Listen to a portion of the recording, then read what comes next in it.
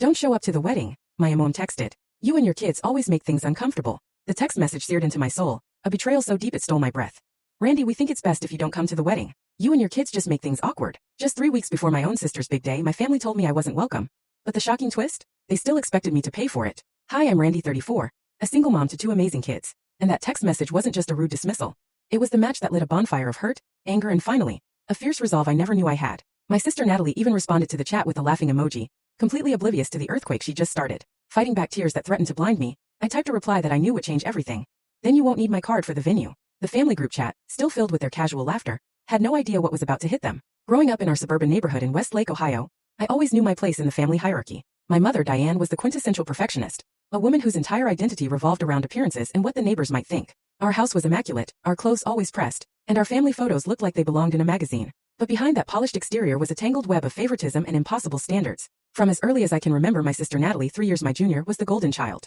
With her naturally blonde hair and petite figure, she was mom's ideal of feminine beauty. Natalie effortlessly embodied everything my mother valued. Cheerleading captain, homecoming queen, graduated with honors, then a business degree.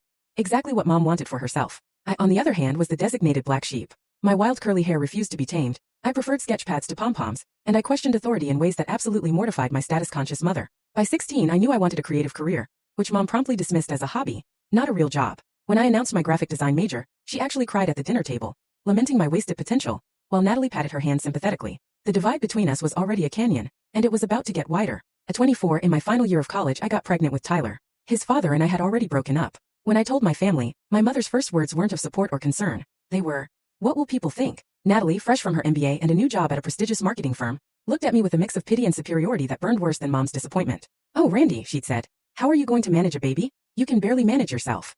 My mother nodded in agreement. Despite their complete lack of support, I finished my degree while pregnant, gave birth to Tyler between final exams, and graduated 3 weeks later with my newborn in my arms, and no family in the audience. Those early years were brutally hard. I worked freelance design jobs from my tiny apartment, learning to nurse while typing with one hand, surviving on very little sleep. My mother's occasional visits felt more like inspections, filled with criticism about everything from the formula I used to my secondhand furniture. "You should have thought about all this before getting pregnant," she'd say whenever I mentioned being tired. Her assistance always came with conditions and criticism, making it clear that my situation was a burden, an embarrassment. 4 years after Tyler, I met David. He was kind, creative, and for 2 years I thought we might build a life together. Emma came along, a beautiful surprise that initially brought us closer. Full story on the channel. Link below. Click now and watch what happened next.